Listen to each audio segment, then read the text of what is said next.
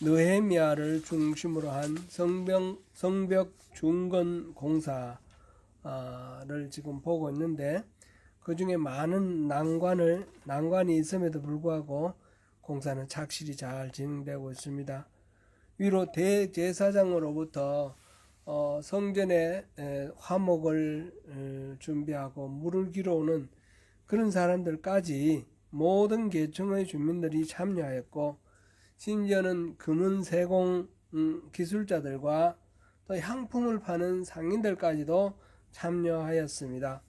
그런 가운데 산발락과 도비아로 대표되는 외부 세력의 위협이 끊이지 않았고, 성벽 재건 공사에 나서는 이스라엘 백성은 절반은 무장을 하여 지키고 있고 절반은 공사에 참여하였으며, 공사에 참여하는 사람도 그 병기를 지니고 이 한편으로 일하면서 언제든지 싸울 준비를 하고 그렇게 일을 하고 있었습니다. 그리고 외적이 왔을 때는 즉시 그곳으로 사람들이 일하다가도 달려가서 함께 싸울 수 있도록 연락 체계를 갖추었고 나팔을 불며 모이도록 그렇게 했습니다. 이렇게 외환에 대한 대비가 철두철미하게 잘 이루어지고 있는 가운데 공사가 잘 진행되고 있었지만, 안으로 바깥의 문제가 아니라 내부의 문제가 점점 심각해져서 골마 터지기 직전이 되었습니다. 오늘은 그 내우 외환 가운데 내우에 대해서 어떻게 대처해 나가는지 함께 살펴보겠습니다. 성벽 재건 도중에 돌출한 이 문제들은 사실 그 이전부터 있었던 문제들이었습니다. 다만 성벽 재건을 위해 총력으로 이렇게 동원되는 동안 이 문제가 더욱 심각해져 갔기 때문에 이것이 드러났다, 이렇게 볼 수 있겠습니다. 여기서 제기된 문제는, 첫째는 지나치게 인구 증가가 급속하게 인구가 증가했다는 겁니다. 2절에. 그리고 흉년이 들었다. 3절에 흉년이 있고, 그 다음에 5절에 보니까 과중한 세금 문제가 있습니다. 이러한 문제 가운데 고통받는 사람들이 여러 가지로 분류가 되어 있는데, 첫째는 재산이 전혀 없는 노동자들. 이들은 소유한 집과 밭이 없을 뿐 아니라 자녀까지 많아서 삶을 영위하기가 무척이나 힘들었습니다. 둘째는 먹고 살 양식을 위해서 재산이 있긴 있지만 그 재산을 전당 잡아서 담보로 해서 저당 잡혀서 먹고 사는 문제를 해결하는 그런 사람입니다. 세 번째는 먹고 사는 문제는 해결되는데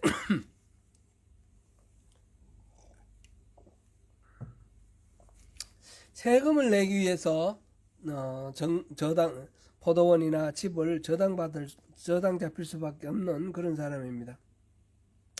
이 같은 백성들의 그 어려움, 이 원인은 느헤미야가 귀환하기 전부터 있었지만, 지금 성벽을 쌓는 이 일을 통해서 이 모든 문제가 이렇게 확 드러났습니다. 왜냐하면 성벽을 중건하는 공사에 그 젊은 사람들, 힘쓸 수 있는 사람들이 동원돼서 나가 있지 않습니까? 그러면 이 자기의 생업을 남은 사람들이 하는데 그만큼 생산성이 올라가지 않죠. 그러니까 일꾼이 나가버렸으니까 나머지 사람들이 먹고 살기가 더 어려워진 거죠. 원래 어려운 데다가 이 문제가 더 심각해진 그런 상황입니다. 생계를 위해 채무를 질 때에 먹고 사는 문제에 의해서, 제가 어릴 때만 해도 우리 집에 보니까 장리사를 먹었어요.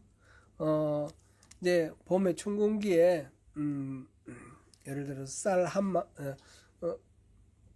벼 한 마를 빌리면 이걸 이제 나중에 타작해서 2마를 갚는 이런 방식으로 이렇게 하는데, 이 먹고 사는 문제가 해결이 안 되면 그 식량을 조달하기 위해서 빚을 얻는데, 빚은 당연히 고리로 됩니다. 고리로 될 수밖에 없고, 그것을 빌려주는 사람은 이거 갚는다는 보장이 확실해지기 위해서는 저당을 잡을 수밖에 없는 거죠. 그 집이나 뭐 땅이 있는 사람들은 집이나 땅을 저당 잡지만 그러지 못한 사람은 몸을 저당을 잡는 거예요. 그래가지고 자식들을 저당 잡든지 뭐 이런 식으로 되는 거죠.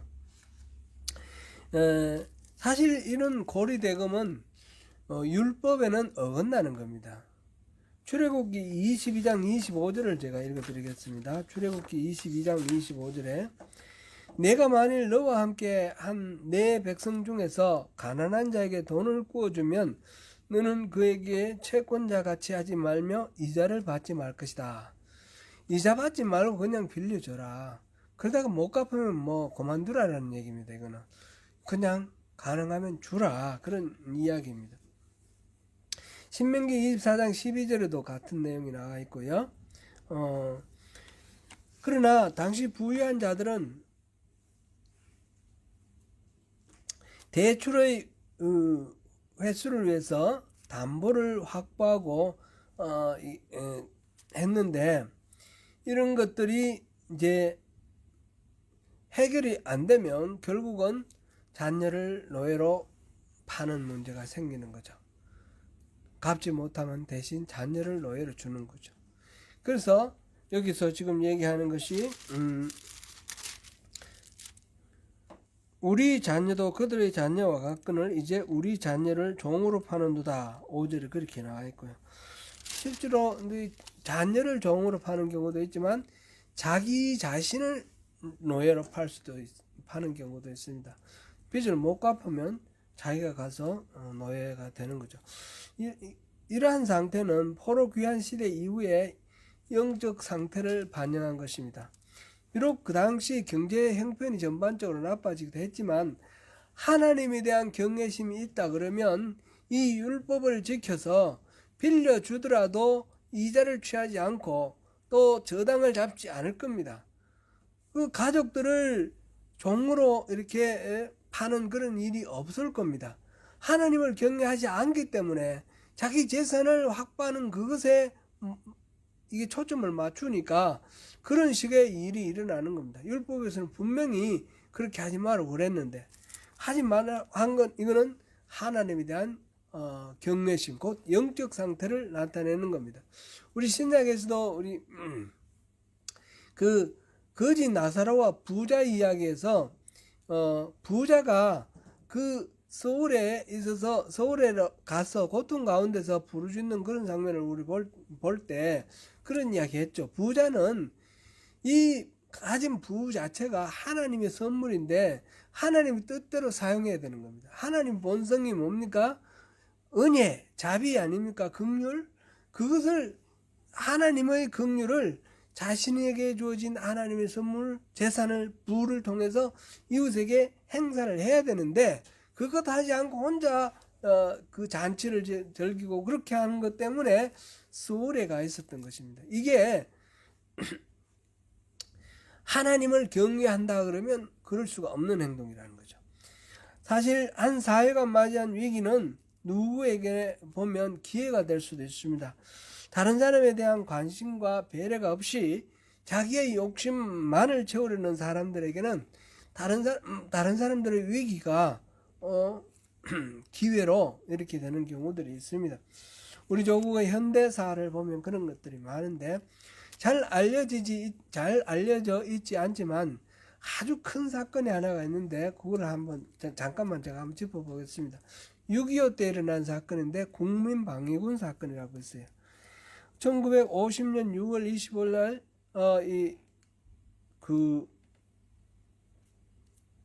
6.25가 일어났죠. 그래서 대구까지 밀려갔다가 인천 상륙 작전으로 올라갔는데 다시 올라가 저 압록강까지 갔는데 중공군이 들어왔습니다. 중공군이 들어와서 인해 전술을 하니까 막 밀려 내려오는 겁니다. 전선이 점점 내려올 때에 이때 이제 법을 만들었는데 국민방위군을 만들었는데 이거는 뭐냐면 그 처음에 인민군들이 내려왔을 때 이 급하게 이제 이쪽에서 남쪽에서 후퇴를 하고 백성들은 남아 있지 않습니까? 서울 같은 경우도 철교 인도교 다 폭파시켜버리고 떠나가고 난 뒤에 서울 인구도 대부분이 남아 있었단 말이죠. 그런데 이 중에 젊은 사람들이 인민군들에게 차출되어서 의용군으로 끌려갔습니다. 이 인민군들로 차출된 사람이 한 30만 정도 된다 그럽니다. 6.25 때.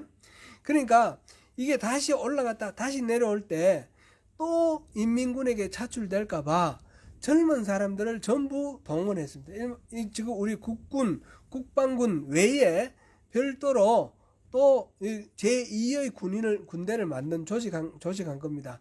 젊은 사람들 통해서 젊은 사람들을 군대 가 있는 사람 말고 남아 있는 사람들을 그걸 국민방위군이라고 그러는데 그래서 동원한 사람이 68만입니다. 북한의 이 의용군에 끌려가지 않기 위해서 이 남한에서 군인으로 제2군인으로 모집을 했는데 이 사람들을 위해서 예산을 편성하고 예산을 이렇게 세웠을 거 아닙니까? 근데 이 사람들에게 대한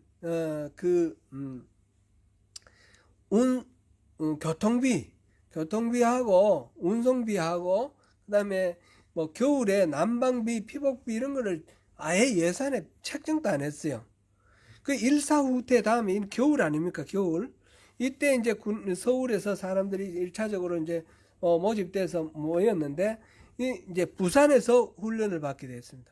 그래서 서울에서 부산까지 이 사람들이 걸어간 거예요. 차를 태워서 가야 되는데 그 예산을 세우지 않았어요. 그리고 그 다음에 난방비, 피복비를 세우지 않아서 여름 옷, 얇은 옷 입고 그대로 내려간 거예요. 그리고 그때부터 시작해서 계속해서 모은 사람들이 첫 번째 집합 모인 사람이 10,000명 정도 되고 해서 전부 모인 사람이 68만 명이에요.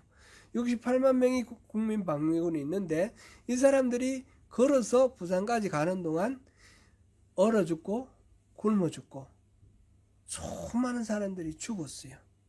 그 예산이 나온 것 중에서도 3분의 1을 삥땅을 한 거예요. 사령관 김윤건이라는 사람이 중심이 돼서 3분의 1을 삥땅을 해가지고 그걸 가지고 정치 자금도 쓰고 뭐 이렇게 뇌물도 쓰고 3분의 1을 삥땅 했어요. 나머지 3분의 2도 이 군인들한테 다 안 들어가고 중간에 계속해서 빼먹은 거죠. 빼먹어가지고 실제로 이 군인들이 굶어 죽고 얼어 죽고 그래서 죽은 사람이 어느 정도 되냐 공식 기록은 이승만 정부의 공식 기록은 1,000명에서 2,000명이 죽었다고 그랬는데 실제로는 한 10만 명이 죽었다고 그래요. 한 68만 명 모집된 사람 중에. 나중에 이제 참여정부에서 진실화해를 위한 과거사 정리위원회에서 이거를 조사를 했는데 이 서류도 없고 뭐 해서 조사가 안 됐어요. 잘 안 됐는데 추산한 게 5만에서 8만 정도 죽었다. 사망자가. 그리고 살아남은 사람도 그 동상이 걸려가 손발 자른 사람이 거의 태반인 거예요.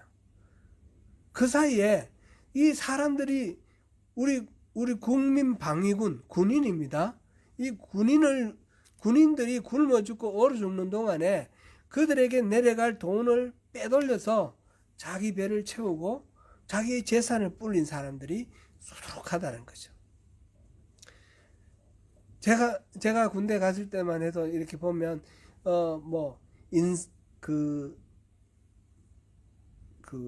기직에 그래서 재정 담당하는 보직이 있는데 그 사람들은 뭔가 좀 이렇게 좀 기름이 흘렀어요. 예를 들면 기름도 팔아먹기도 하고 고기 같은 것도 뭐 팔아먹기도 하고 이런 식으로 부정한 방법으로 그 병사들에게 내려갈 것을 빼돌리는. 근데 이거는 지금은 거의 없어졌다고 생각되고요. 이런 게 평시에도 있는데 전시에는 더 이게 통제하는 사람이 없으니까 더 많은 거예요. 전쟁을 쳐서 나라가 망하느냐 흥하느냐는 이 위기 가운데에 그거를 이용해서 자기 배를 채우는 사람들이 있더라는 얘기죠. 이거는 참 좀 극단적인 얘기지만 알려져 있지 않아요. 국민방위군 이거 한번 인터넷 찾아보시면 나와요. 이 끔찍한 사건이에요. 이런 범죄적인 일이 아니더라도 나라가 위기에 빠지면 그걸 통해서 또 부자 되기도 하고 가난해지기도 하는 그런 일이 있죠. IMF 사태를 생각하면 온 국민이 위기에 빠져 있을 때에 뭐 이렇게 망하고 그래서 은행에 그 담보로 잡혔던 걸 공개 뭐라 그러나요? 파는 거. 그걸 갑작스럽게 용어가 생각이 안 납니다. 그걸 통해서 매각을 하고 이럴 때에 그럴 때는 막 이 은행도 파산하고 막 이러면서 이 나오는 부동산 물량이 많으니까 돈 있는 사람들은 그걸 끌어모은 거죠. 그래서 부자 중에 그때 IMF 때 크게 떼부자 된 사람들 많이 있어요. 대부분 사람들은 망해가는데 파산하고 실직하고 IMF 이후에 이제 또 비정규직이 공식화됐지 않습니까? 합법적으로 공식화되는데 그런 것 때문에 사람들은 점점 가난해지고 중산층이 몰락돼 가는데 그런 가운데 부자들은 더 부자가 된 사람들이 숱하게 많단 말이죠. 작년에 조돈문이라는 교수가 낸 불평등 이데올로기라는 책이 나왔는데 거기에 브리핑 잠깐 저 자료를 보니까 그런 이야기가 나와 있어요. 상위 10%의 소득 점유율이 1970년대는 30.2%였으나 2010년대는 46.5%다. 46.4%다. 이렇게 돼 있어요.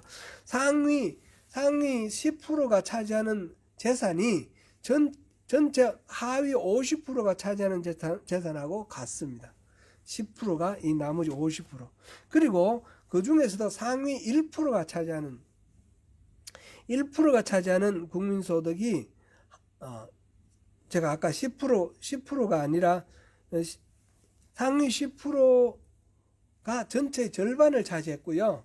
그 다음 상위 1%만 따져봤을 때 상위 1%가 차지한 재산이 하위 50% 아래 절반 이하 전체의 차지하는 재산과 같습니다. 아까 10%라고 그랬는데 10%가 아니고요. 1% 이렇게 되어 있습니다. 불평등이 이처럼 심화되는 과정, 이게 IMF 때 폭발적으로 이렇게 됐습니다. 벌어졌습니다. 이렇게 되다 보니까 우리가 이제 어릴 때는 열심히 일하면 개천에서 용나는 경우도 많고, 그런데 요즘은 뭐 대학 입학하는 것도 이제 세습되어 가는 것 같아요. 부잣집 아들이 쉽고 가난한 사람은 점점 더 어려워지고 이런 현상이 생깁니다. 계층 이동성이 떨어지고.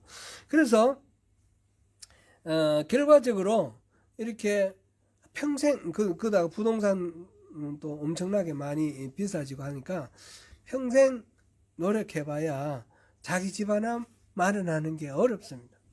우리 세대만 해도 그게 가능했죠. 우리 빚 좀 얻고 뭐 이렇게 가능했는데 지금은 그게 어렵습니다. 부모가 안 해주면 자기가 하는 게 불가능한 그런 세대가 됐습니다. 연애, 결혼, 출산을 포기하는 것을 삼포세대라 그런다고 그러는데 요즘은 그만 포기하는 것이 아니라 자기 집 마련하는 것도 포기하고 사람들 만나서 뭐 부조도 많이 해야 되고 우리 인간관계 자체를 포기하는 경우도 많고 그 다음에 건강, 희망 이런 것도 다 포기한다 그래서 N포 세대라고 그런다고 합니다. 이런 용어는 제가 이제 잘 모르는 용어인데 옛날에는 연애, 결혼, 출산 포기한다 그래서 세 가지를 포기한다 그래서 3포 세대라 그러는데 지금은 N포 세대라고 그런답니다. 이렇게 위기가 있을 때 그걸 이용해서 더 부자가 된 사람이 있고 더 가난해지는 사람이 있다는 거죠. 불평등이 격화되는 거죠. 지금 성벽을 쌓는 거 이거는 엄청나게 중요한 거지 않습니까? 스룹바벨이 와서 처음 한 일이 뭡니까? 성전을 회복하는 거였어요. 그 다음에 에스라가 와서 한 게 뭡니까? 신앙 회복이라 그랬는데 이 이스라엘의 정체성이 뭐냐 해서 정체성을 확립하는 거였습니다. 그 다음에 느헤미야가 와서 한 거는 성벽 재건입니다. 근데 이 성벽을 쌓는 것 이 자체가 성벽 그 자체가 아니라 이스라엘 공동체의 회복이 핵심이다 그랬습니다. 그런데 이스라엘 공동체 회복의 핵심적인 임무를 수행해 가는 과정에서 부자들은 더 부자가 되고 가난한 사람들은 더 가난해져서 공동체가 해체되는 그런 위기에 도달된 겁니다. 그러지 않아도 막 가뭄이 들고 세금이 많고 해서 어려운 상태에서 부자들은 이 고리대금을 하면서 더 부자가 되는 거고 가난한 사람들은 몸까지 파는 노예가 되는 이런 상황이 됩니다. 이런 처참한 상황 속에서 느헤미야가 이건 공동체가 해체되는 것은 이 전체적으로 성전 회복부터 시작해서 스룹바벨, 에스라, 느헤미야 전체에 해당되는 하나님께서 계획하시는 이스라엘의 회복, 이스라엘 공동체의 회복이라는 이 흐름을 거역하는 거지 않습니까? 그러니까 이걸 가장 중요한 과제를 삼고 이것을 회복하기 위해서 애씁니다. 그래서 느헤미야는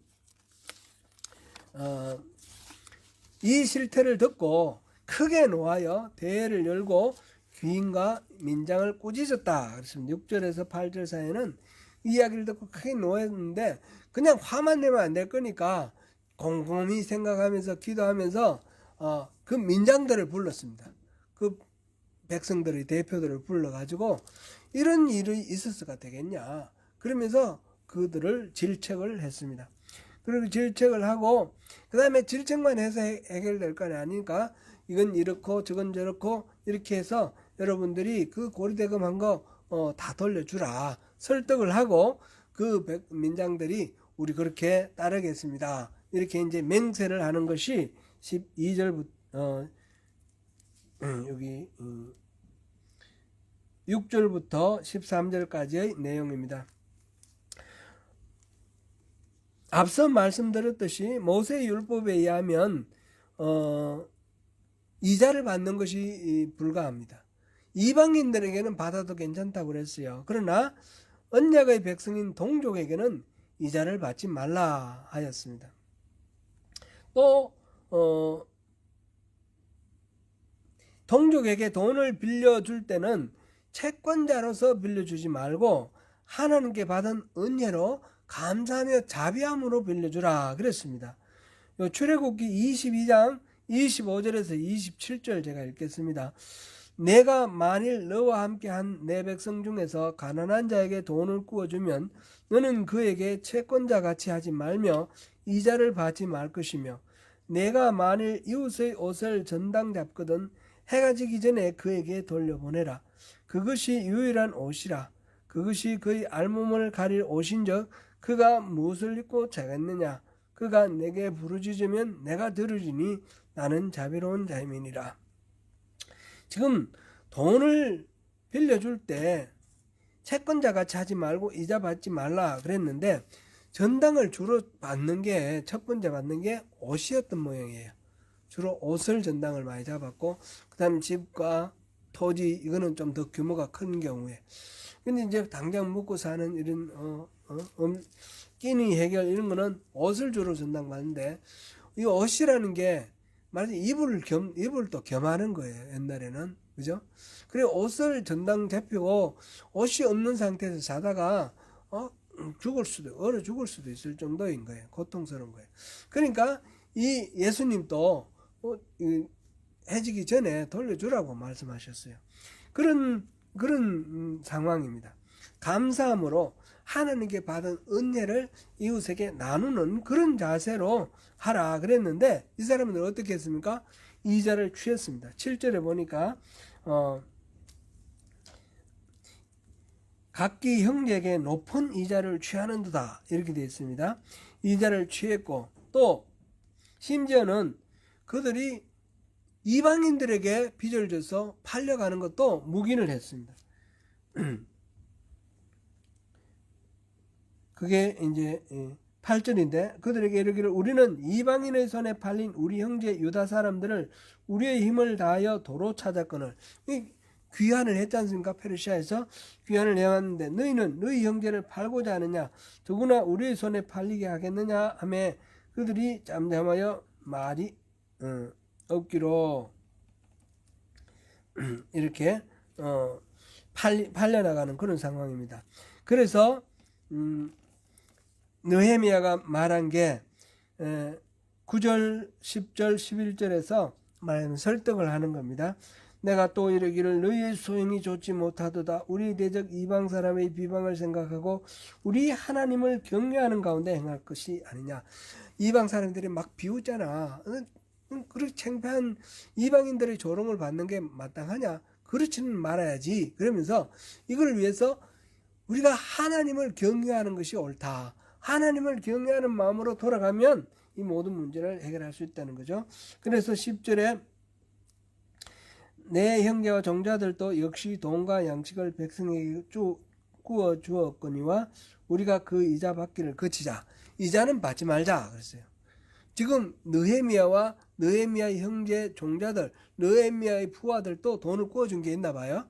그래서 그것조차도 다 이제 지금 새롭게 하자라는 하면서 이자는 받지 말자 그랬고 11절 그런즉 너희는 그들에게 오늘이라도 그들의 밭과 포도원과 감나원과 집이며 너희가 구워준 돈이나 양식이나 새포도주나 기름의 100분의 1을 돌려보내라 하였더니 지금 집이며까지와 뒤에는 좀 다릅니다. 집이며까지는 그들의 밭과 포도원과 감나원과 집은 그대로 다 돌려보내주라는 거고요.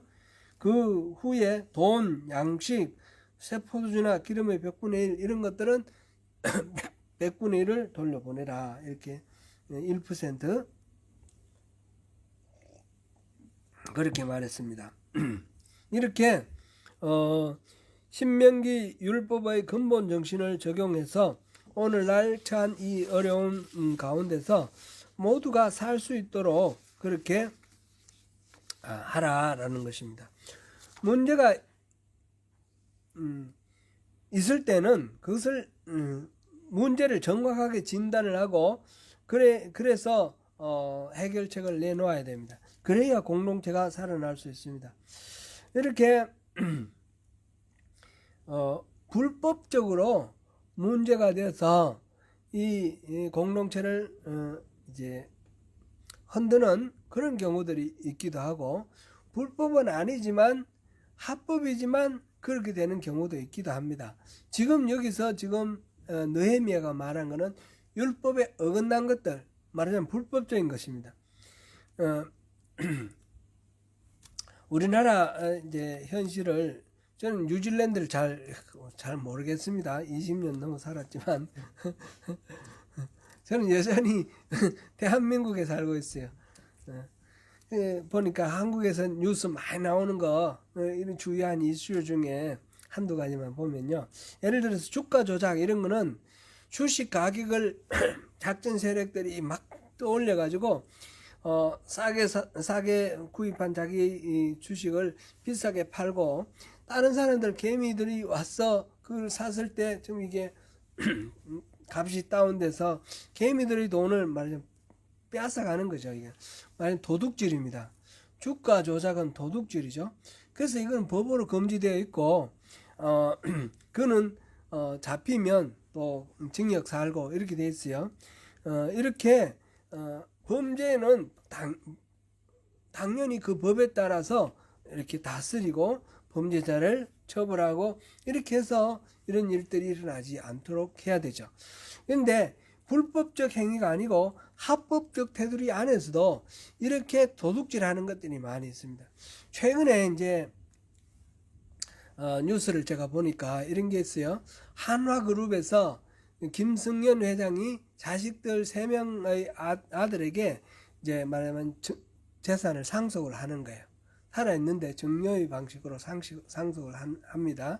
다 상속하는데 이 상속 문제를 쉽게 하는 거 상속해서 그 자식들이 이게 승계를 잘 하도록 하기 위해서 하는 그 중에 또 하나가 나와 있었는데 이제 한화 에너지라는 곳에서 한화 에어스페이스라는 회사에 주식을 1조 5천억어치 매입을 해서 지분을 높이는 겁니다. 한화의 에너지의 지분을 이렇게 높여서 안정적으로 지배할 수 있도록 그렇게 합니다. 그런데 한화 에너지가 뭔가 사업을 하려고 하는데 돈이 필요하죠. 그래 1조 5천억은 엉뚱한데 지분 올리는데 쓰고 이 나머지 1조 5천억이 필요하니까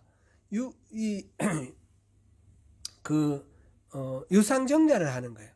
일반 그 개미들한테 이 주식을 새롭게 더 만들어 가지고 팔아 가지고 이 3조 정도 이렇게 조달을 해 가지고 그 일을 하는 거예요. 그래 이게 이제 회사 입장에서는 아무 문제가 없지만 주식을 가지고 있는 주주의 입장에서는 자기의 주식 가치가 그만큼 떨어지는 거예요. 주식이 불어나 버렸으니까 같은 회사의 덩어리에 불어나는 그만큼 주식의 가치를 떨어 버렸습니다.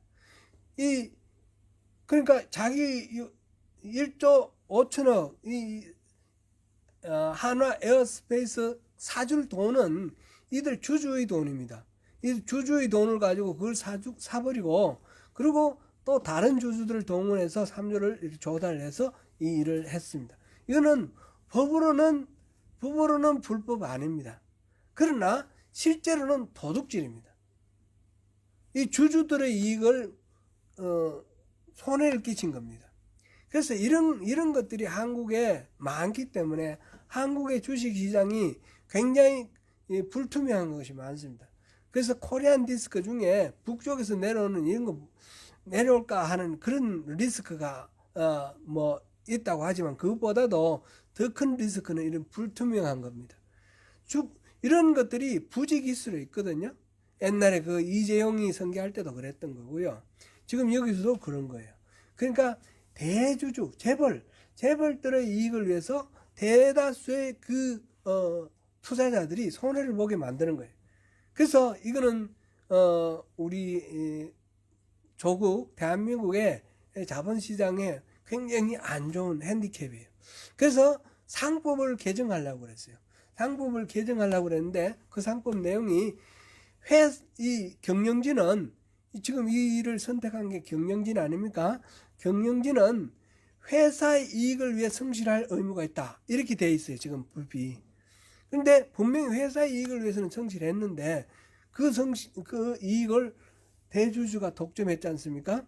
근데 이걸 바꿔가지고 주주의 이익을 성실의 의무를 지키는 것으로 그렇게 회사의 이익이 아니라 주주의 이익으로 이렇게 바꾸는 상법 개정을 했습니다. 국회를 통과했는데 한덕수 총리가 그거를 거부권을 행사해 버렸어요. 대주주들이 반대하니까 이렇게 돼 있어요. 이거는 법으로는 합법이지만 실질적으로는 도둑질인 겁니다. 이런 일들이 얼마든지 있습니다. 이런 일들이 세금을 부자들은 깎아주고 또 일반 그 월급쟁이들 그 세금은 또 착실하게 거두고 이런 것들이 공동체의 하나됨을 깨뜨리는 파괴적인 행위입니다.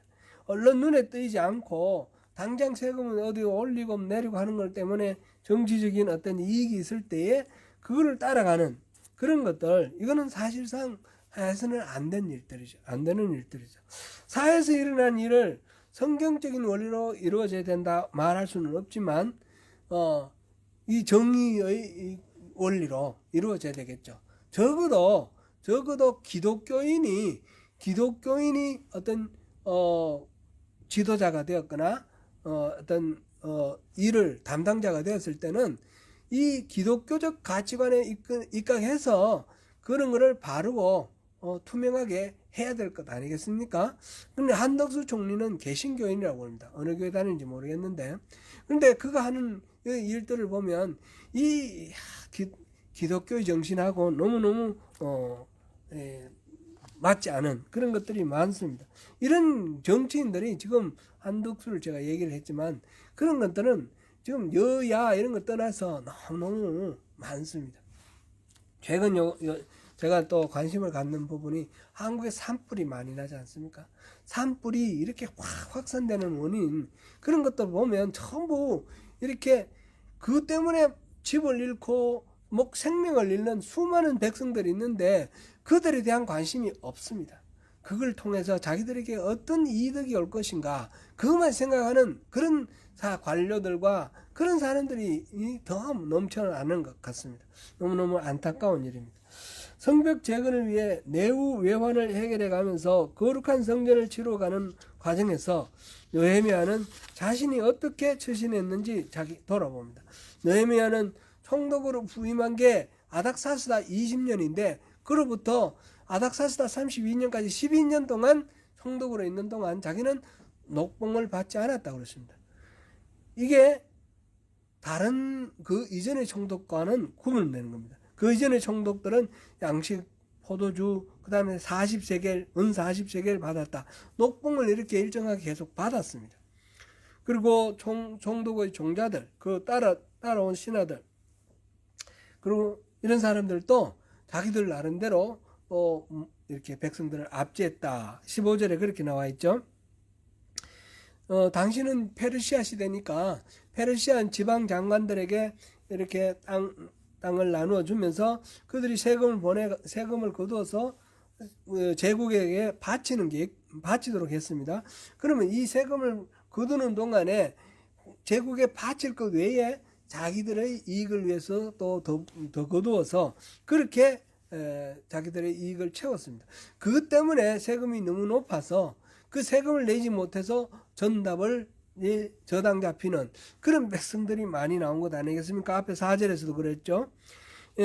느헤미야는 그런 것들을 보면서 하나님을 경외함으로 그 모든 것들을 끊었습니다. 느헤미야는 땅을 사지 아니하였고, 그때는 막 땅 싸게 살려면 얼마든지 살 수 있을 때 아닙니까? 땅을 사지 아니하였고 느헤미야의 종자들도 모여서 일을 했다, 이래 됐습니다. 이전의 총독들과는 차별화된 그런 생활을 했습니다. 이게 이제 노블리스 오블리주라 그러죠. 높은 지위적으로 사회적으로 지위 높은 사람들이 자신의 의무를 다하는 것, 그렇게 했습니다. 느헤미야의 상에는 유다 사람들과 민장들 150명이 있었다. 그들에게 이 식사를 제공을 해준 겁니다. 주변 이방인들도 있었다 그랬습니다. 이 이방인들은 아마 외교관들로 추정이 됩니다. 이를 위해서 소 1마리, 살찐 양 6마리, 닭, 포도주 등 준비했는데, 이게 이제 17절, 18절 나오는 이 내용, 이것들을 위해서 이것들은 이렇게 준비한 것들은 한 400~500명은 먹을 수 있다고 그럽니다. 민장들 외에 다른 사람들도 그만큼 혜택 보는 사람도 있었다는 얘기죠. 이런 식으로 해서 상당한 비용이 들 것이 분명한데 느헤미야는 녹봉을 받지 않고 사제를 털어서, 느헤미야는 바사의 그 술 맡은 관원으로서 나름대로 형성한 자기 자신의 부가 있었습니다. 재산이 있었습니다. 그걸 가져와서 이렇게 사용을 했습니다. 이렇게 한 이유는 특별히 그 당시에 이 성벽 쌓는 일이 너무너무 소중하고, 이 성벽 쌓기 위해서는 부자도 참여해야 되지만 가난한 사람들도 참여해야 됩니다. 그래야지 노동력이 이렇게 제공이 되는 겁니다. 일할 사람들이, 젊은 사람, 힘쓸 수 있는 사람들이 전국 각지에서 모여서 일을 하는데, 그러면 그 가족들은 그만큼 경제적으로 어려워지는 것 아닙니까? 그래서 이 부역하는 사람들에게 부담을 적게 주기 위해서 느헤미야는 자기가 할 수 있는 만큼 최선을 다해서 그렇게 하고, 스스로 솔선수범해서 리더로서 솔선수범을 해서 그렇게 했기 때문에 지금 민장들 불러놓고 이렇게 이자 받지 마라 그러고 담보 받은 거 돌려주라 그러고 그렇게 했을 때 그 사람들의 말이 먹혀드는 것입니다. 그 사람들이 받아들이고 그렇게 같이 맹세를 하는 겁니다. 느헤미야는 솔선수범하면서 그 모든 일들, 하나님을 경외하면서 우러나오는 그런 일들을 통해서 이 공동체를 회복하고 있습니다. 그리고 19절에 하나님께 기도합니다. 자신의 모든 노력에 대한 대가라기보다는 최선을 다해 하나님을 경외함을 보이고 그 은혜를 구하고 있습니다. 사랑하는 성도 여러분, 문제에 봉착했을 때 느헤미야처럼 그렇게 하면 좋겠습니다. 정확하게 문제를 진단하고 정확하게 해결책을 내세우는데, 자기 자신이 스스로 솔선수범하면서 그렇게 해 나가는데, 그 근본적인 원리는 자기의 이익이 아니고 하나님을 경외함입니다. 하나님을 경외함, 그것은 긍휼과 인자가 충만하신 하나님의 그 마음을 자신을 통해서 이 백성들에게 보여주는 겁니다. 자기가 바로 하나님의 은혜의 통로가 되어주는 것입니다. 그렇게 하는 것이 바로 하나님을 경외하는 것입니다. 하나님을 경외하는 마음 가운데 공동체를 사랑하고 아끼는 삶으로 승리하시는 저와 여러분 되시기를 축원합니다.